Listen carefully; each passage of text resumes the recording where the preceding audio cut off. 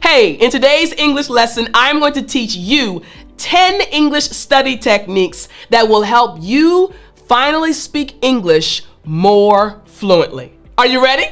Well then, I'm teacher Tiffany. Let's jump right in. Here we go. Technique number 1, news analysis.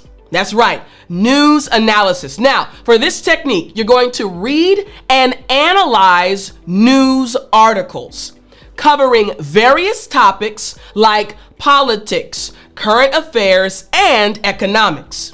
Why? Because this will enhance your comprehension, your vocabulary, and your critical thinking skills. And to be very honest, as your English teacher, this is the most important part of this technique, enhancing your critical thinking skills. You see, again, I know your goal is to speak English fluently, right? That's why I'm giving you these techniques. But in order to speak English fluently, my friend, you must first think, you got it, in English. You have to train your brain to think like a native English speaker. You need critical thinking skills. You need to be able to answer the 5 W's: who, what, when, where, and why. Give reasons to support your answers and details and many other things connected to properly thinking in English. So, with this technique of news analysis, you're going to find various articles. And because of the time that we're living in right now, you have access to the internet. That's how you're watching me. Maybe you're on your cell phone right now, looking at the YouTube video, or maybe using your computer or tablet. But you're using the internet right now to watch this lesson, or you're listening to it via a podcast app on your phone. Well, the same internet provides you with various news articles in English. Find articles about various topics. Then you're going to take your pen and a piece of paper or a notebook and start analyzing. What is this article about? Who is talking? Where is the issue? What's the country? Answer the 5 W's. Analyze that article. Now, in the beginning, it might feel like you're just studying for a test. But no, my friend, you're training your brain to do what? Yes, think in English, because your goal is to speak English fluently. So again, number 1 is news analysis. You have access to so many news articles online, blogs, and different websites. Pick an article and analyze it, all right? Technique number 1, news analysis. Now, technique number 2 is just as important. In order for you to speak English fluently, this technique must be used. Debates and discussions. Once again, debates and discussions. Now, I'm gonna break this down. Don't worry, this is not story time. Hey, that's coming at the end. Don't miss story time. But I remember being in high school as a native English speaker. Remember, my goal is to help you start sounding like me, a native English speaker, and I believe you can do it. I remember when I was in high school, well over 25 years ago, right? And I remember my English teacher teaching us how to debate. Why was that so important? Because she was helping us, native English speakers, Americans, learn how to organize our thoughts, to prove a point, to present an idea, to support our debated topic, right? We were learning how to organize our thoughts. So when you participate in debates and discussions, you'll also learn how to organize your thoughts. So listen closely. Engage in written or oral debates, spoken, vocal, right? And discussions on topics of interest. Very key. It must be on topics of interest, things that you're actually interested in. If you don't care about politics, don't debate about politics, right? You want to debate something you actually care about. Music, art, science, sports, whatever it is, right? This will help you practice expressing your opinions and sharing your ideas. Man, I love this. Listen, because your goal is to speak English fluently, that literally only means you have the ability to express your thoughts, your ideas, and your opinions. That's what it means to speak English fluently, to be able to eloquently present your thoughts. When you participate in debates and discussions on topics you're interested in, you already have a database in your mind. Information that you have gleaned over time, built up this database in your mind, right? And when you go to a debate, you'll have something to say. The more you practice doing this, whether verbally or typing, online, having a discussion about a certain topic, the easier it will be for you to speak in other situations about that topic. We're talking about helping you speak English fluently. This is a very different way for you to study English. I'm sure you're used to studying books and just going to a course and just sitting there, right?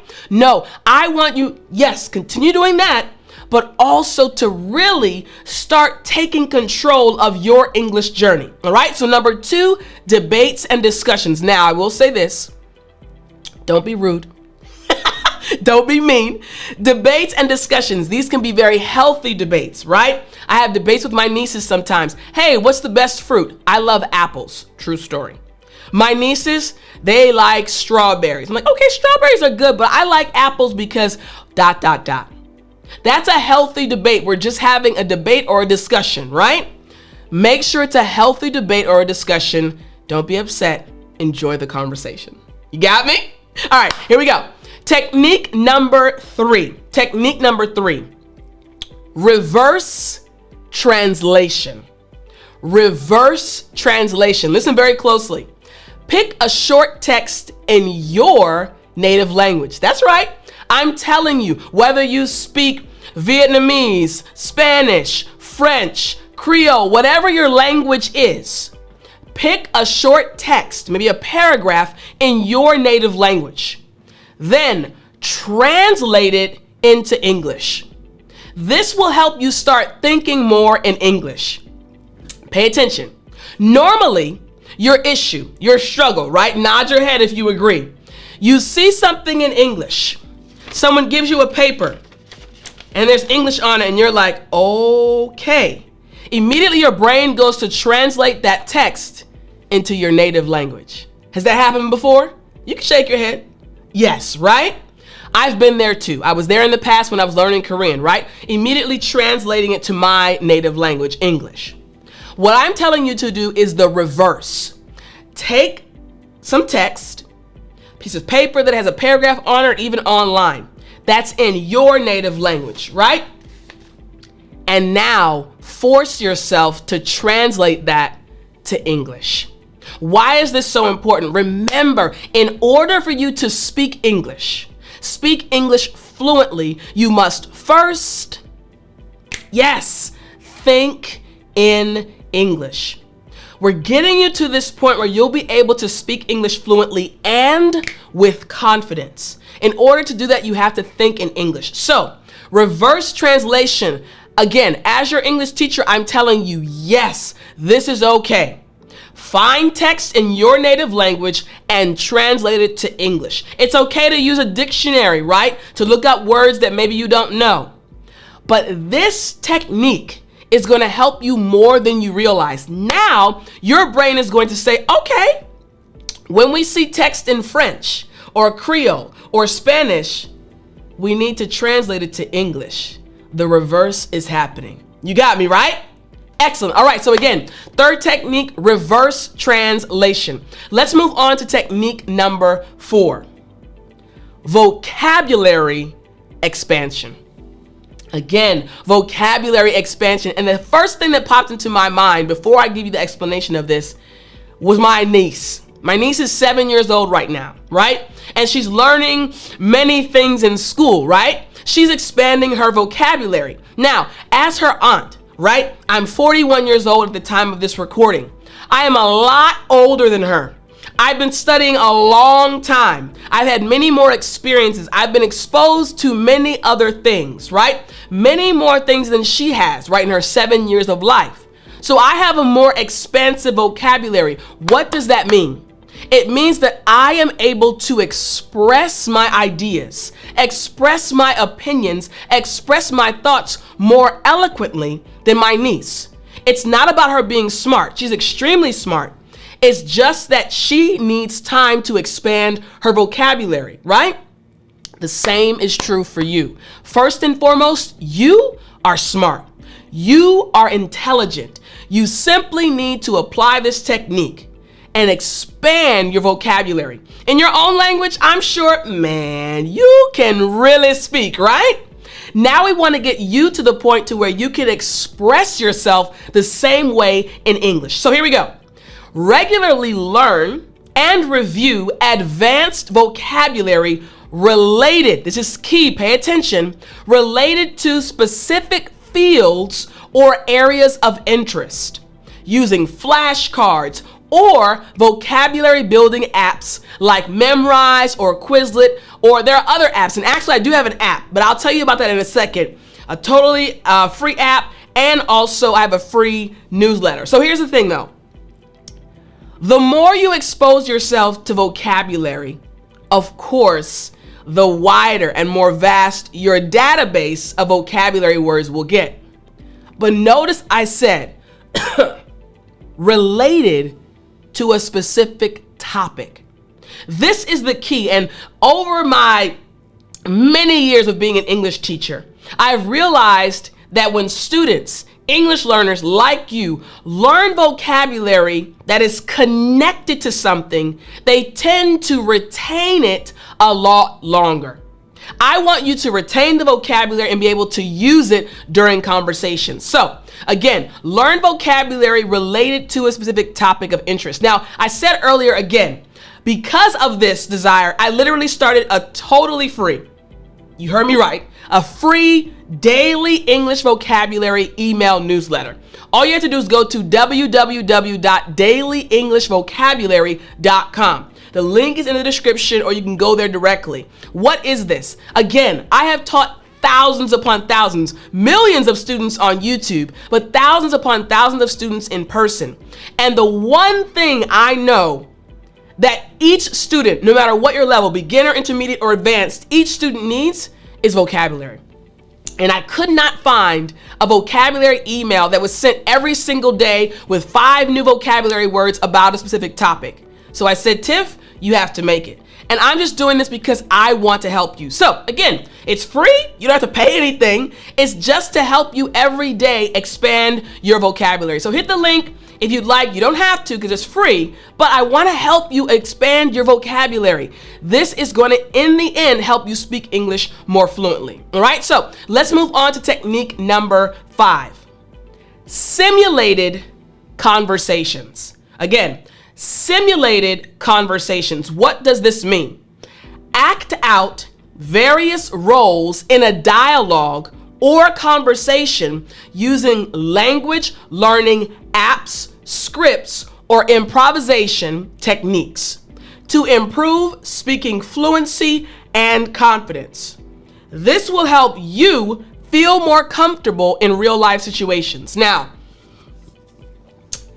if you've ever wanted to be an actor or an actress, this is your technique. Listen, many times when you're studying English, you feel this stress, you feel this pressure, you feel this nervousness, right? With this technique, the goal is to help you release all of those things. The goal is to help you feel more confident. The goal is to help you enjoy the process. So, you're going to act out situations. Let's say, for example, you're going to get some food, right? I want you to imagine a situation where you're going to get some food from McDonald's maybe, right? In America, right? You can find a script, right? The typical things they ask you, right? How you respond, how you place your order, then act it out and reverse it.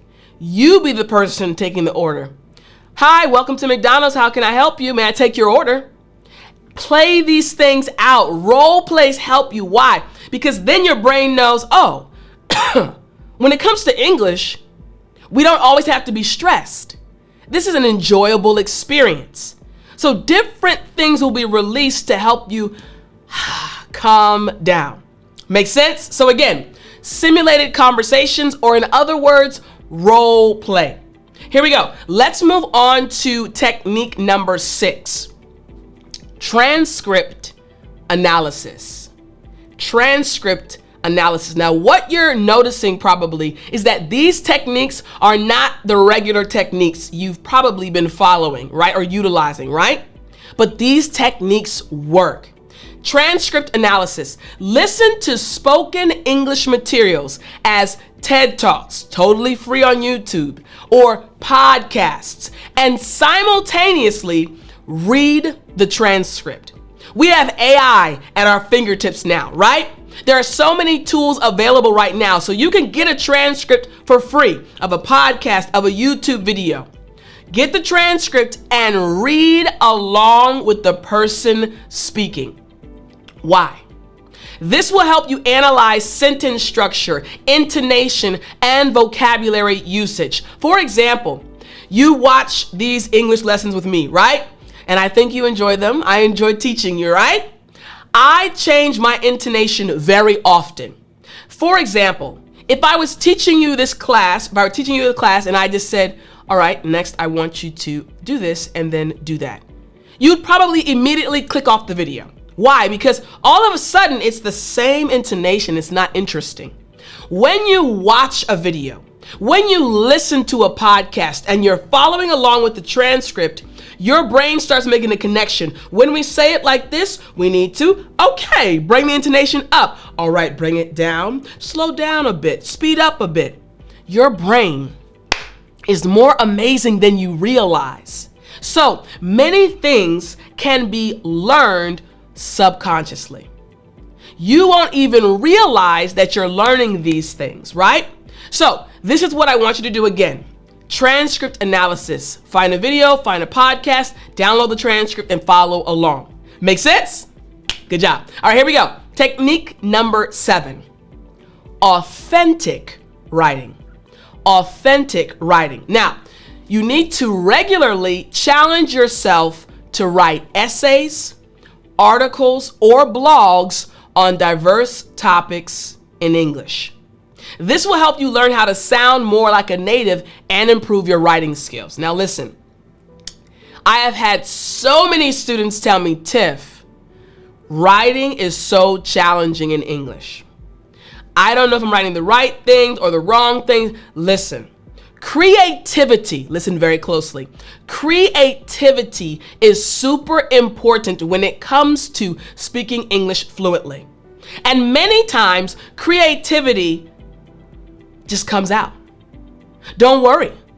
Don't restrict yourself. Don't worry about any rules. I tell this to my students so many times in my academy. And they're like, Tiff, are you gonna correct this? Nope, just keep talking. It's okay. Keep going. Let it flow. Over time, the corrections will come. Over time, you'll also self-correct. The same is true with writing. Just get it out. Now, behind me, you'll see I have tons of notebooks if you are watching this on YouTube. I write all the time. Many times I'm writing down ideas I have, things that I want to do to help you speak English more fluently, other things that I need to do throughout the day. I write a lot. Now, I'm a creative person, right? But I didn't always like writing. It wasn't until I started writing about things that I actually cared about that I started to enjoy writing. So, authentic writing. Figure out what you're interested in and take time to write those things down on a regular basis. This is going to help you speak English fluently. Why? Because you have to organize your thoughts in order to write something down. Got it? All right, here we go. Technique number 8.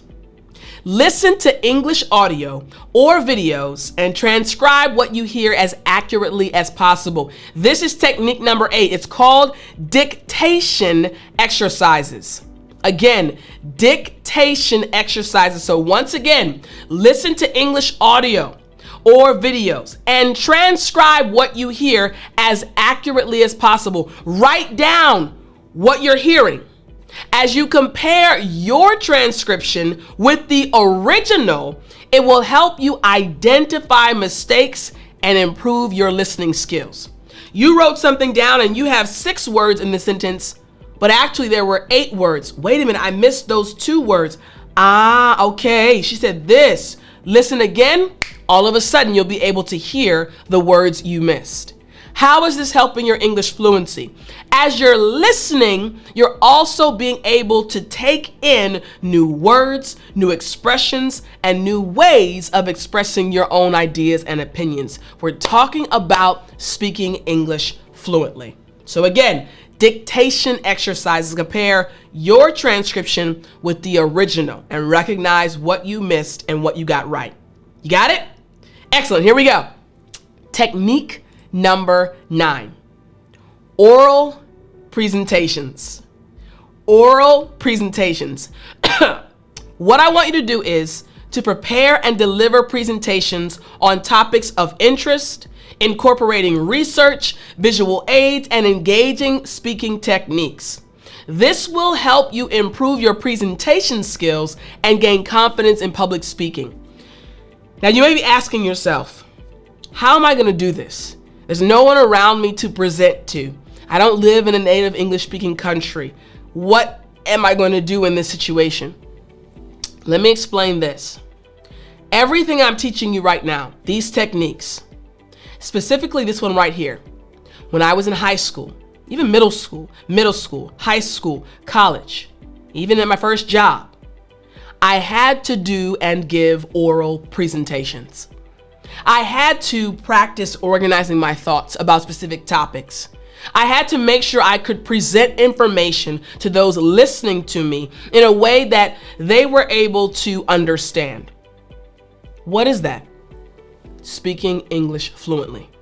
Being able to present an idea in a way that the person listening will be able to understand and follow along. So when you're doing this, no one needs to be in front of you. It's totally okay. But you need to figure out, wait a minute, I want to say this. How can I break this down so that people understand?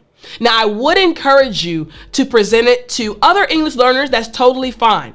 If you have a community, like my students in my academy, we have a community, a Telegram community, and they're able to bounce ideas off of each other. They record videos, upload them to our group, and their friends give them feedback to let them know, hey, I understood that was very clear. Hey, I didn't understand this part. Can you give me more information about that? And that helps them develop their speaking skills. For you, again, the same is true. Create oral presentations, and then if you have to, talk to yourself in a mirror. I did the same thing. When I was learning Korean, I remember very vividly being in the bathroom of the dormitory that I was staying at and getting up around 4 a.m. before everyone else got up and talking to myself in the mirror, practicing what I was going to say. This will help you speak English more fluently, removing the nervousness and helping you convey your idea properly.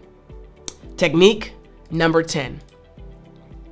Language learning challenges. Language learning challenges. Now, set monthly or weekly challenges for yourself, such as reading a book in English, watching movies without subtitles, or maintaining a conversation in English for a certain amount of time. This will help you achieve your goals faster because you will have more structure. Listen very closely.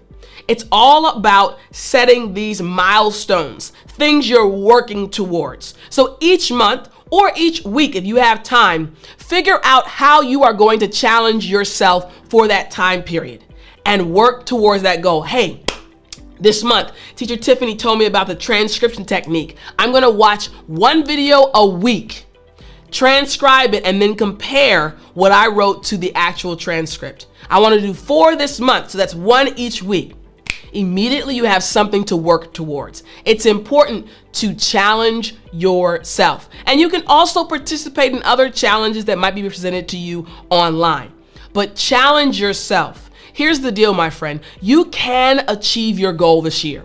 You will be able to speak English fluently, but you have to do something different from what you've already been doing. What you've been doing has gotten you to this point, but you want to get here. So you have to change what you're doing. These techniques will help you. I hope you enjoyed today's lesson. Again, my goal is to help you speak English fluently. I believe in you and I want you to believe in yourself. So I'll talk to you in the next lesson.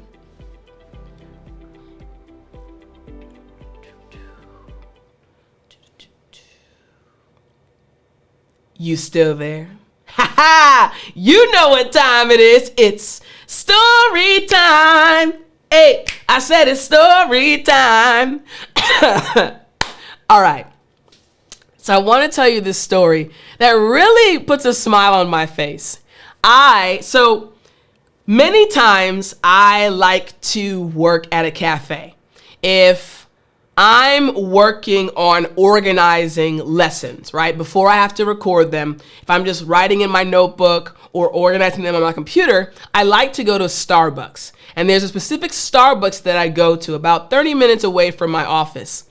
And I go there and I work all day. Now, right in the middle of my day, I'm there, I'm in the zone the whole time I'm at Starbucks. I might get a chai tea latte, right?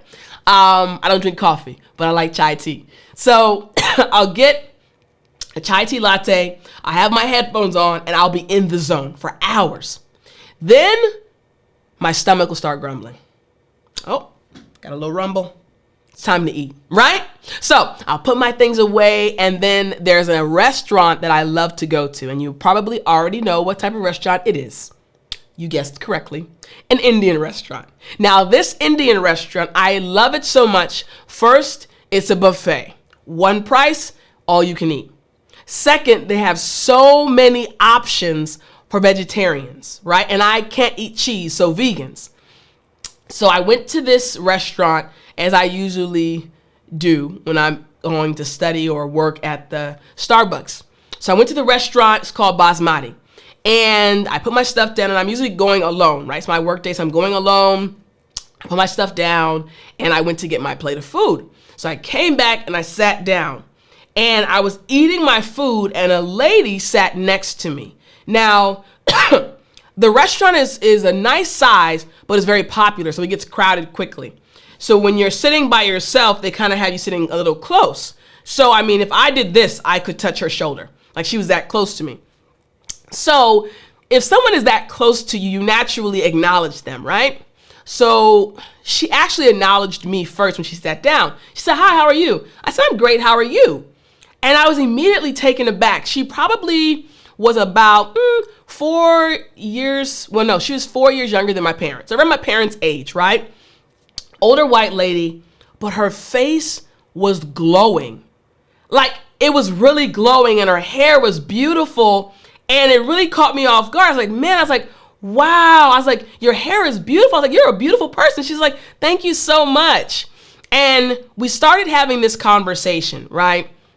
And she was talking about her life experiences. Came to find out she actually owned her own business for years, a marketing agency. And I was telling her I own my own business helping English learners. And she was like, man, that's amazing to give back. And we had a wonderful conversation for about maybe 30 or 40 minutes as she was eating and I was eating.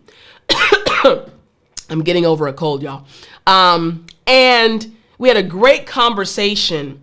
And as we were talking, in my mind, I was just thinking like, man, it's so important to just acknowledge people, to just say hi, because you don't know what will happen. You don't know whose life you will change. You don't know who you'll meet and what experiences you'll learn more about because of that interaction.